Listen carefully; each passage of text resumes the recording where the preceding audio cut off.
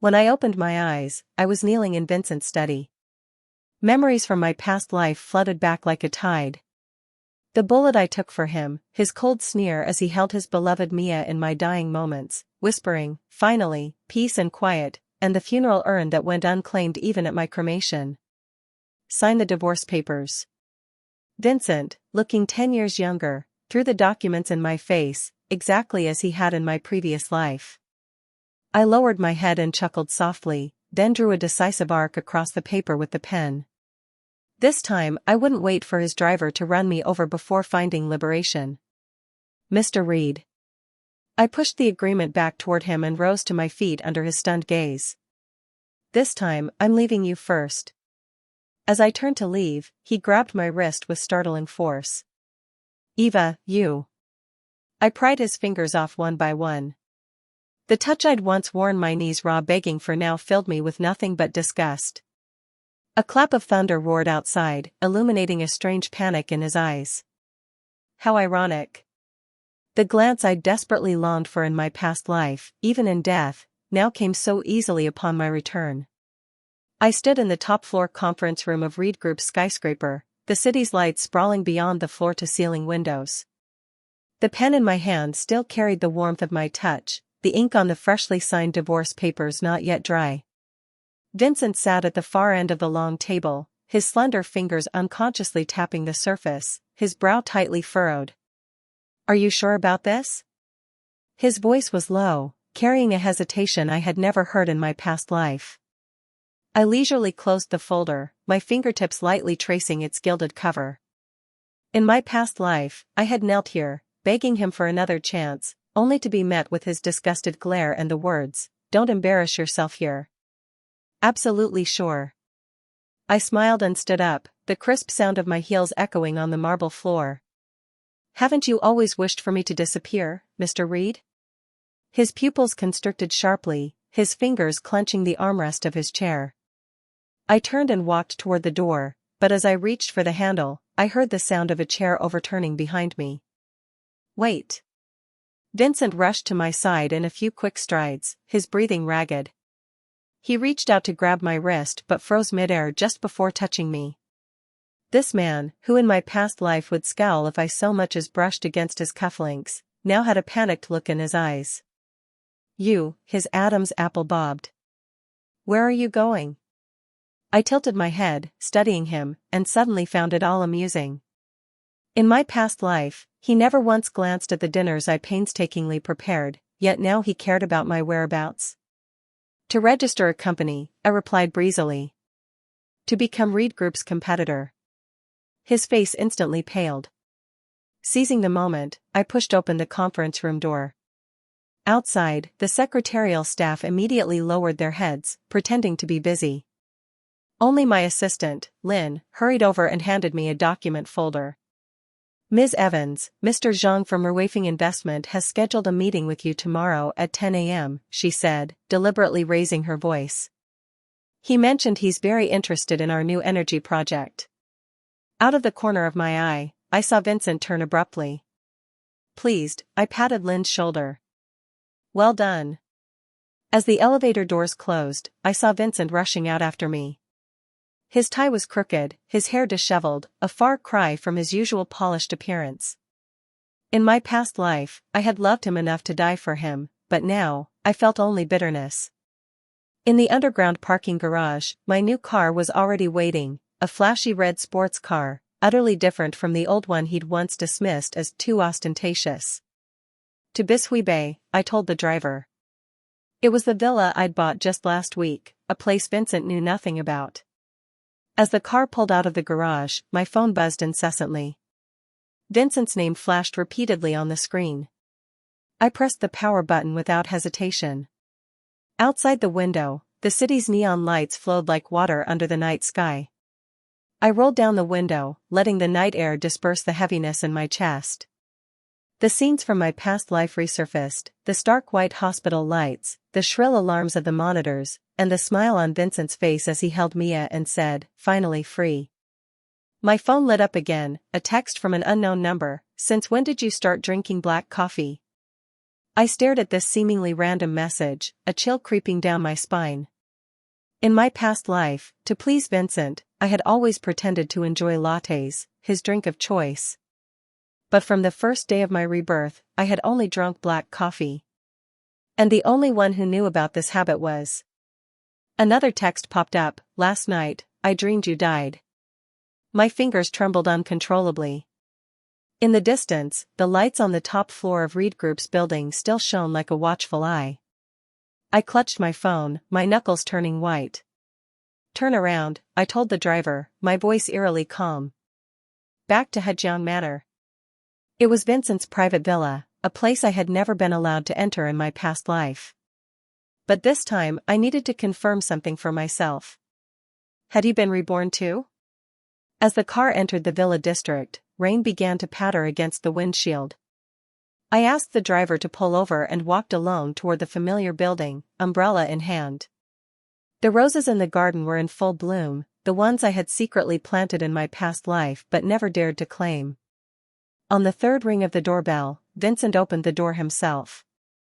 His shirt was unbuttoned at the collar, his hair disheveled and dripping wet, a half-empty bottle of whiskey clutched in his hand. When he saw me, the bottle fell to the ground with a thud, amber liquid soaking into the carpet. You actually came, he rasped, emotions I had never seen before swirling in his eyes. Just like in the dream. Rainwater slid down the umbrella, forming a transparent curtain between us. I met his gaze directly. You dreamed I died? He grabbed my shoulders, his grip painfully tight. It wasn't just a dream. I remember every second, you throwing yourself in front of the bullet, the blood splattering on my face. His voice began to tremble. I remember holding Mia and saying you were finally free. I finished calmly, watching the color drain from his face. So you've been reborn too. Those words seemed to flip a switch. Vincent suddenly fell to his knees in the rain. The water soaked through his shirt, outlining his gaunt frame. The always untouchable Mr. Reed of my past life now looked as wretched as a beggar. Eva, Shut up. I took a step back, the edge of my umbrella blocking his pleading gaze. Vincent, do you think rebirth is your chance at redemption? Lightning streaked across the night sky, illuminating his ashen face. I leaned down, whispering softly in his ear. No. It's my chance for revenge. As I turned to leave, he lunged forward and clung to my leg. At least tell me, that bullet. It didn't hit any vital organs, I said, shaking him off. But you had the hospital withdraw my life support. His wails were drowned out by the thunder. I walked toward the waiting car without looking back. My phone lit up, a message from my assistant.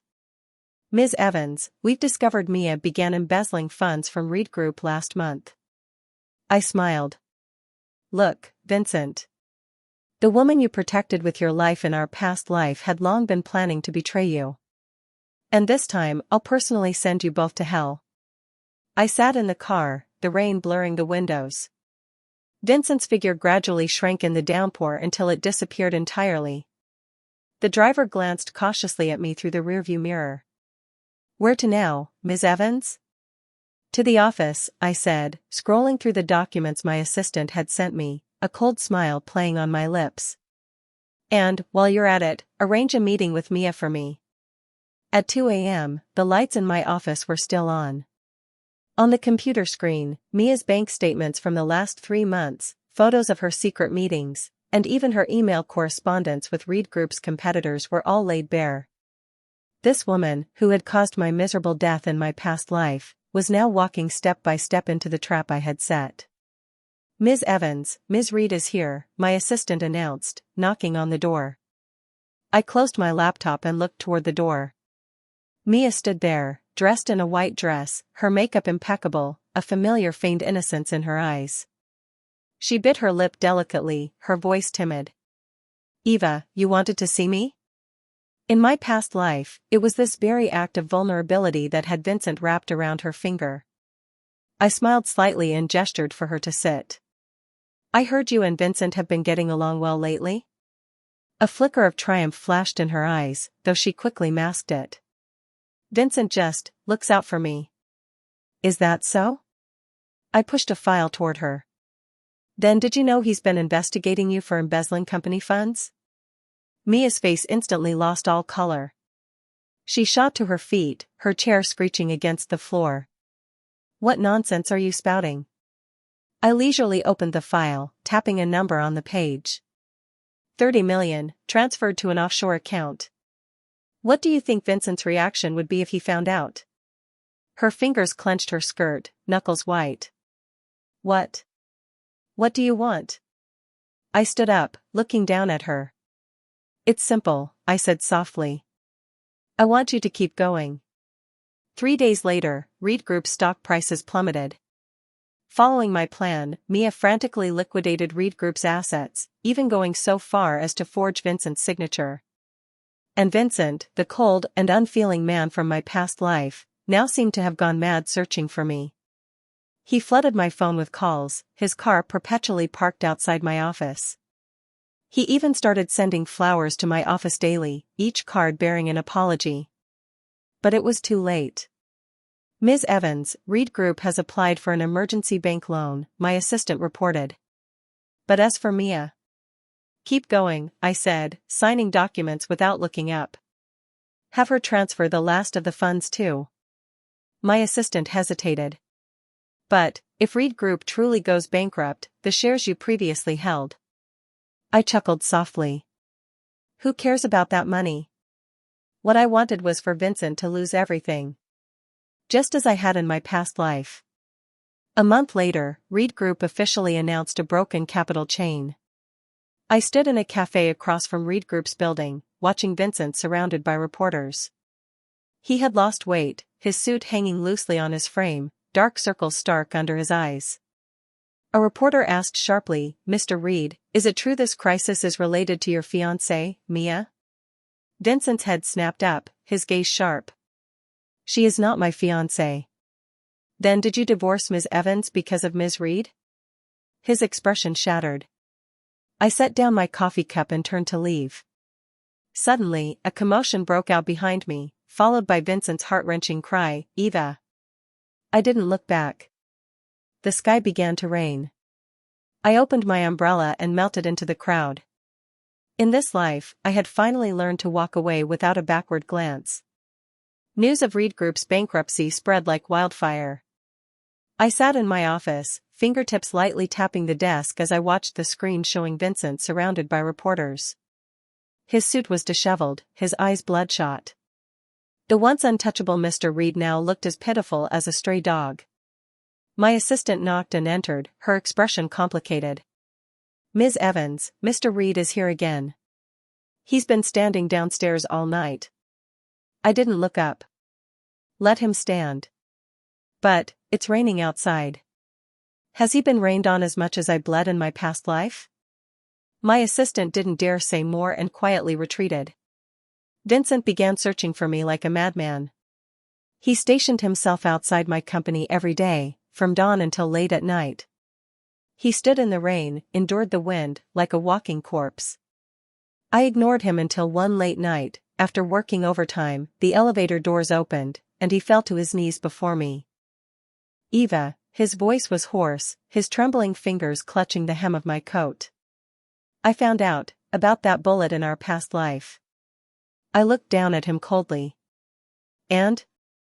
Mia hired the shooter, he said, his eyes red like a cornered animal on the brink of death. She was afraid that if you got pregnant, I would reconcile with you. I smiled. You're only realizing this now? He froze, his face deathly pale. He began seeking redemption in extreme ways. When I attended business banquets, he stood outside the venue all night until security forcibly removed him.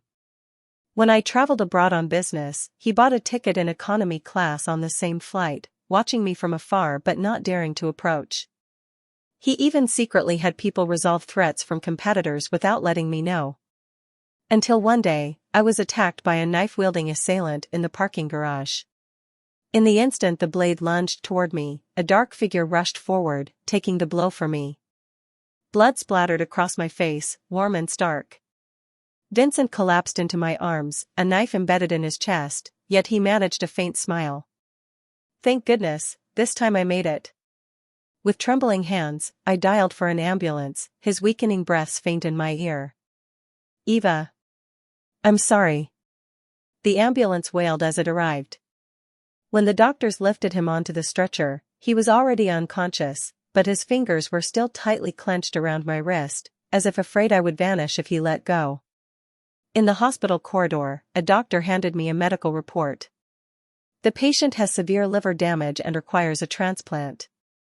I looked down at the report and suddenly noticed a small line, matching donor, Eva Evans, 100% compatible. Vincent had already undergone compatibility testing. He had long been prepared to repay me with his life. The smell of disinfectant in the hospital was pungent. I stood outside the ward, watching Vincent's pale face through the glass window. The doctor had just informed me that his injuries were not severe enough to require a liver transplant. The knife wound had missed vital organs, the so-called liver damage was entirely exaggerated. He was acting. Just like he had acted the part of a devoted husband for 10 years in our past life, only to coldly watch me die in the end. I let out a cold laugh and turned to leave, but then I heard soft sobbing from inside the ward. Vincent, why are you so foolish? Mia sat by the bed, holding his hand, tears streaming down her face. Is she worth it? Vincent's eyes were closed, but his hand gently squeezed hers in return. I saw through this charade completely. The next day, I stormed into his ward with a group of reporters. Under the flashbulbs, Vincent bolted upright, his face ashen. Eva?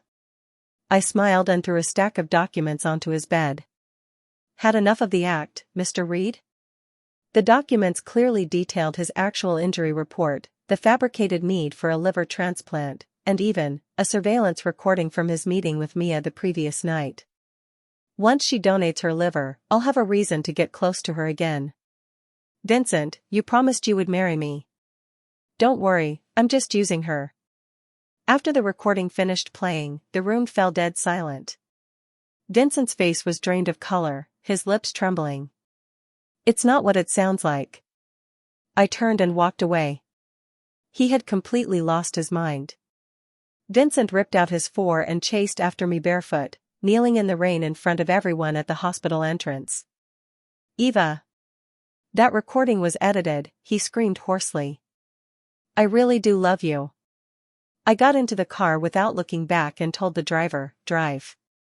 In the rearview mirror, his figure grew smaller and smaller until it was finally swallowed by the heavy rain. Mia ran out with an umbrella, carefully trying to help him up. He shook off her hand. But then, in the next second, he pulled her into a tight embrace. 3 months later, I received their wedding invitation. Their names, Vincent Reed and Mia Reed, were printed side by side on the gilded card, glaring and ridiculous. My assistant was trembling with anger. Ms. Evans, how dare they? I tossed the invitation into the shredder. Prepare the car. I'm meeting someone. In an upscale restaurant, the man across from me had blonde hair and blue eyes and a gentle smile. Made up your mind? Max asked me in fluent Chinese. Coming to Germany with me? I swirled my glass of red wine, noticing out of the corner of my eye Vincent watching us fiercely from a corner of the restaurant, his fists clenched white. Of course, I said, smiling as I took Max's hand. Let's go now. Vincent and Mia's wedding was held at the Hilton, the focus of the entire city. I sat on a flight to Germany, watching a live stream of the absurd ceremony on my phone. Mia wore an expensive wedding dress, her arm linked with Vincent's, a sweet, false, hypocritical smile on her face. And Vincent. He was impeccably dressed in a suit, his features cold and severe, but his eyes were hollow, like a shell drained of its soul. Max handed me a glass of champagne and asked softly, "Do you want to watch the whole thing?" I shook my head and turned off the stream. No need. The plane was about to take off, and the flight attendant reminded us to turn off electronic devices. Just as I was about to press the power button, a news alert popped up. Breaking! Reed Group CEO leaves own wedding, reportedly chasing ex-wife to airport. I scoffed and shut off the phone. He had finally gone mad after all. As the plane taxied, I looked out the window and saw a black car speeding frantically onto the tarmac, followed by several airport security vehicles. The car door flew open, and Vincent stumbled out. His suit was disheveled, his tie askew, a complete loss of his usual untouchable demeanor. "Eva!" His voice was swallowed by the roar of the engines. Max frowned. "Should we wait for him?" I fastened my seatbelt. "No." The plane accelerated. Vincent's figure grew smaller and smaller, eventually becoming a blurry black dot before disappearing completely. The wedding venue was in chaos. Mia stood on the red carpet, her makeup smeared by tears, clutching the ring Vincent had discarded. Reporters were frantically taking pictures, the live stream comments section exploded. "I heard Mr. Reed went after his ex-wife?" "Serves Mia right, homewrecker." "Is Reed Group finished?" Suddenly, Mia snatched the microphone from the MC and shrieked hysterically, "Vincent! Do you think she would still want you?" Her voice echoed through the speakers, "Why weren't you pretending to be devoted when you had me hire someone to run over her father?" The room erupted. My new life in Germany was peaceful and free. Max and I settled in Munich. The medical project he was leading progressed smoothly, and my new company was gradually getting on track. Occasionally, I would see news about Reed Group in the financial reports, plummeting stock prices, boardroom infighting, Mia absconding with funds. And Vincent had completely disappeared. Until one snowy night, the doorbell rang. I opened the door to find an unshaven man standing there, holding a cardboard box. "Your things," he said, his voice hoarse. "I brought them all." Inside the box were my personal belongings left at Vincent's house in my past life, a diary, a few old pieces of clothing, and the ultrasound report from when I had my miscarriage. "And this?" He handed me a check. The last of Reed Group's value. The sum was enough for an ordinary person to live lavishly for several lifetimes. I took it calmly. "Thank you." He turned to leave but stopped. "Eva." Snow fell on his shoulders, like a silent funeral. "If there's a next life." "There is no next life," I interrupted. "Vincent, this ends here for us." As the door closed, I heard his suppressed sobs. 3 months later, I gave birth to a daughter in the delivery room. Max, his eyes red, kissed my forehead. "She's so beautiful." I looked out the window at the rising sun and gently held the baby's tiny hand. In this life, I had finally learned to love myself. The winter in Munich, Germany, was colder than I had imagined. I stood by the window holding my 1-month-old daughter Sophia, watching the snow fall heavily outside. Max had gone to a medical symposium, leaving only the baby and me in the apartment. It was so quiet I could hear the crackle of the firewood in the fireplace.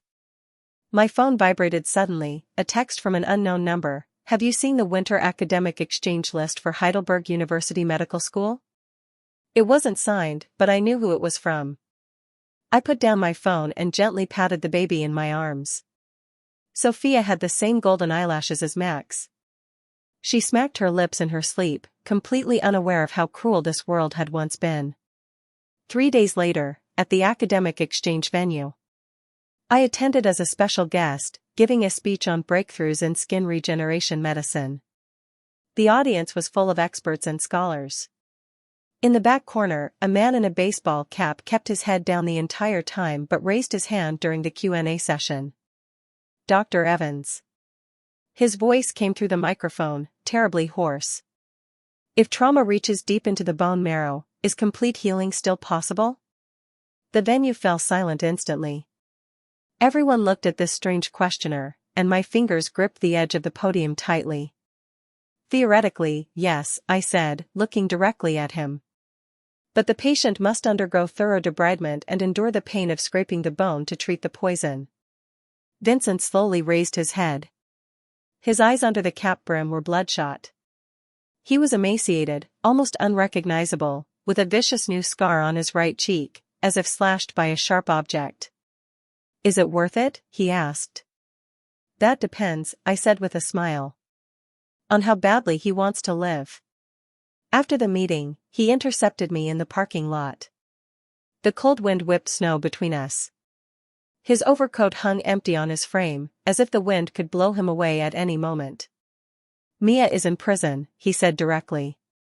She admitted to planning the car accident, and she also admitted, in the past life. His voice caught. That bullet. I looked at him quietly. So? So I cut my own face. He suddenly pulled open his collar, revealing a wound below his collarbone that hadn't yet healed. This one is for your father. He pointed to a scar on his abdomen. This one is for our child. Finally, he tremblingly pointed to the scar on his right cheek, and this one is for you. Snow settled on his eyelashes, melting into droplets that slid down like tears. Is it enough? He asked. If it's not. Vincent, I interrupted. Even if you died right in front of me, I wouldn't shed a single tear. He froze on the spot, the light in his eyes extinguishing bit by bit. By the time Max came to pick me up, Vincent was already gone. All that remained on the ground was a pool of blood, trailing toward a distant taxi. Should we call the police? Max asked, frowning at the bloodstains. I shook my head, tucking Sophia's little face deeper into her scarf. Let's go back. The baby is cold. That night, I received a package. Inside were the final equity documents of Reed Group, all transferred to Sophia's name.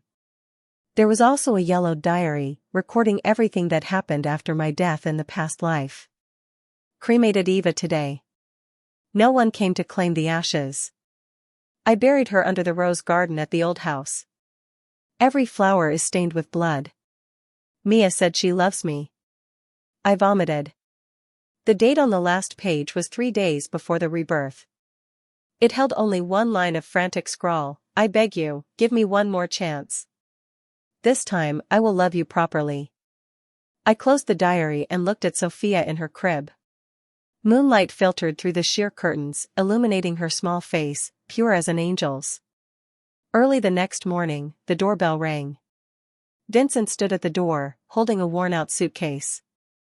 I'm not here to ask for forgiveness, he said softly. Heidelberg Medical School offered me a position as a lab assistant, researching skin regeneration. He pointed to the scar on his face. Someone has to be the test subject. I raised an eyebrow. So? So, he took a deep breath. I'm starting over in Germany. You can pretend I don't exist, but please allow me to see her occasionally. His gaze drifted over my shoulder, landing on the crib, the longing in his eyes almost overflowing. The snow had stopped. A ray of sunlight broke through the clouds. Once a month, I finally said. Max must be present.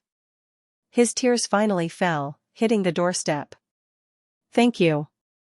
When spring arrived, I saw an unexpected scene outside the lab. Vincent was squatting in the garden, clumsily trying to put a little flower hat on Sophia. The sunlight shone down on them. The scar on his face seemed to have faded somewhat, and when he smiled, he even vaguely resembled his former self. Max stood beside me and suddenly spoke. Does he know? Know what? Sophia's blood type, he said quietly. Rh negative. The same as yours. Also, the same as Vincent's. I watched the two figures, one large, one small, in the distance and didn't answer. Some secrets, perhaps, are better left unspoken. The wind blew, scattering a shower of cherry blossoms. Vincent suddenly looked up, his eyes meeting mine through the fluttering petals. In his gaze, there was regret, pain, but more than anything, a cautious, fragile hope. Like an ember struggling in the ashes, knowing it will die out, yet burning desperately all the same. On Sophia's first birthday, she suddenly developed a high fever that wouldn't break. In the emergency room of the Munich Children's Hospital, the doctor frowned and handed me a test report. Complications from the Rh-negative blood type. She needs a bone marrow transplant. My fingers turned icy cold in an instant. Max gripped my hand, his expression equally grave. His blood type wasn't a match. Run compatibility tests on relatives immediately, the doctor said sternly. Parents and siblings have the highest probability of a match. I stared at the words Rh negative on the report, a buzzing sound filling my ears. Vincent rushed into the hospital just as I was sitting dazed on a bench in the corridor. He had clearly come straight from the lab after getting the news.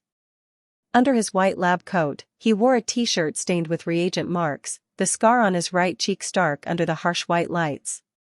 "Take mine," he gasped, rolling up his sleeve without hesitation. "I have the same blood type." As the doctor led him away for the compatibility test, Max suddenly placed a hand on his shoulder.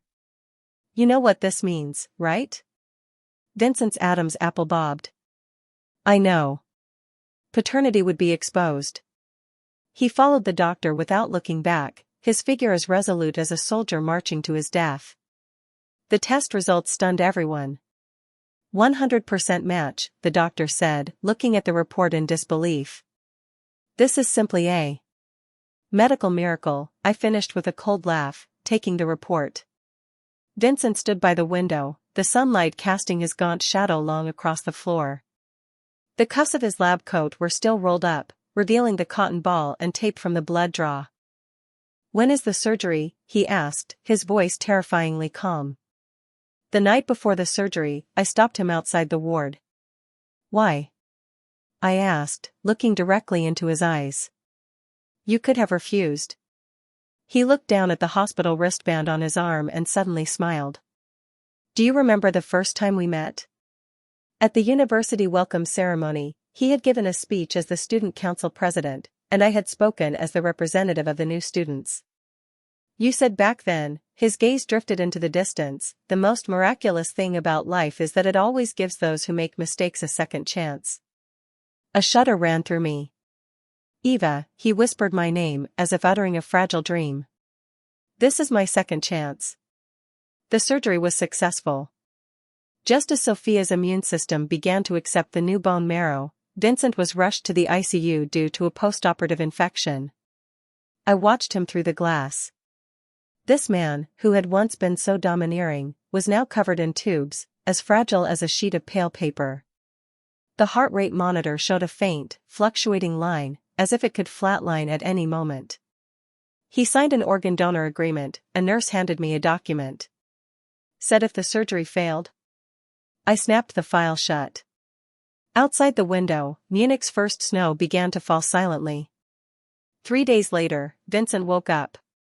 His first words upon opening his eyes were, "How is Sophia?"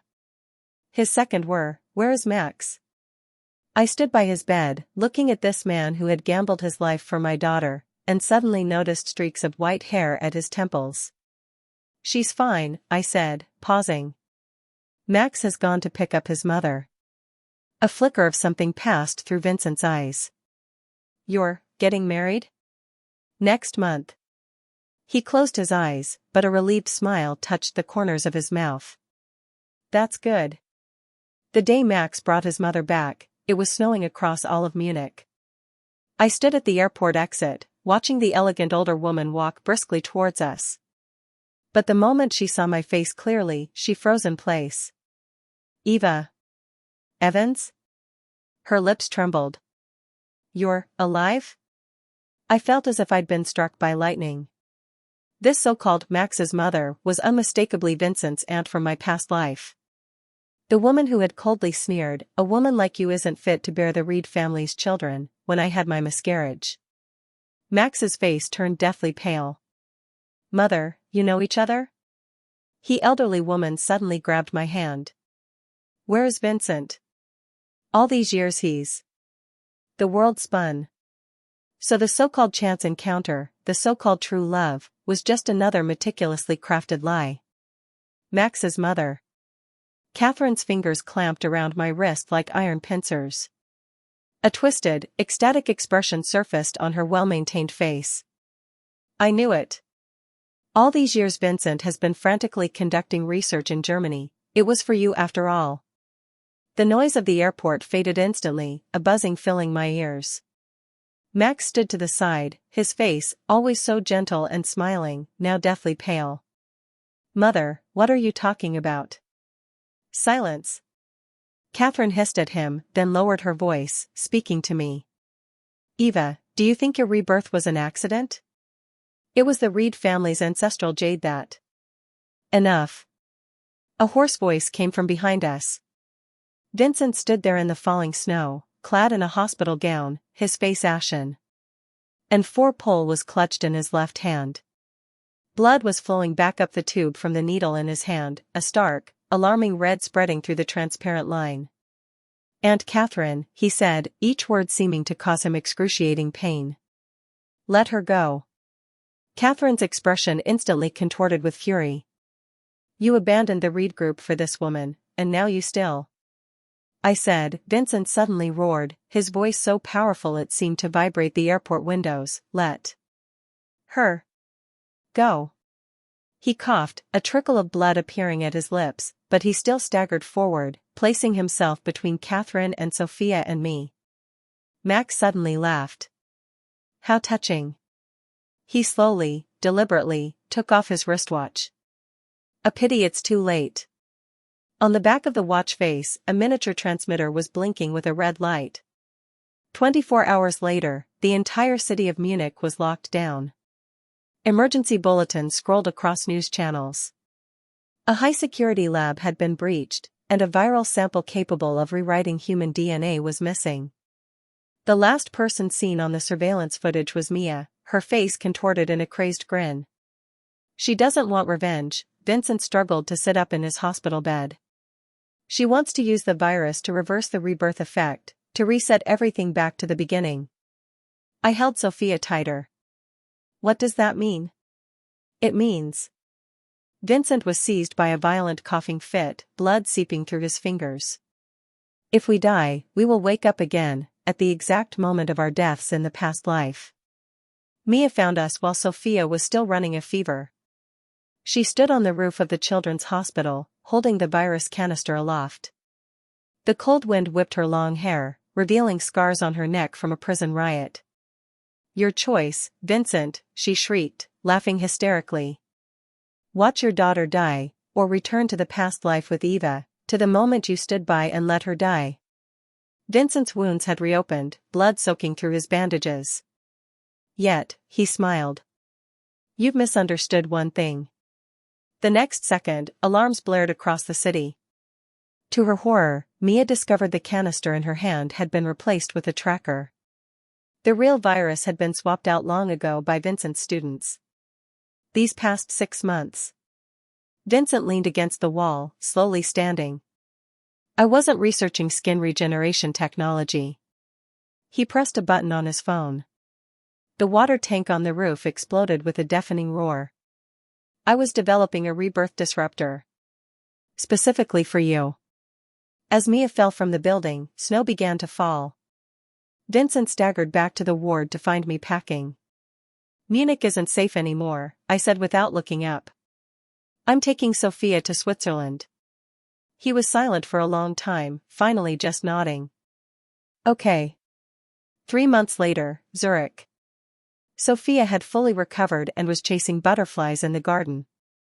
I sat on the balcony reading the newspaper. The headline read *, former Reed Group CEO nominated for Nobel Prize following major scientific breakthrough. *. The doorbell rang. A delivery man handed me a package. Inside was a beautifully bound photo album, documenting every moment of Sophia's life from birth until now. Tucked into the last page was a note. In the Swiss bank safety deposit box, there are enough assets to support you and your daughter for 3 lifetimes. The password is Sophia's birthday, which is also the date of our first date in our past life. It wasn't signed, but I knew who it was from. Outside the window, Sophia suddenly pointed at the sky and cheered. I looked up to see an airplane tracing a path across the brilliant blue sky, leaving a long, trailing cloud behind it. Like a scar that had finally healed.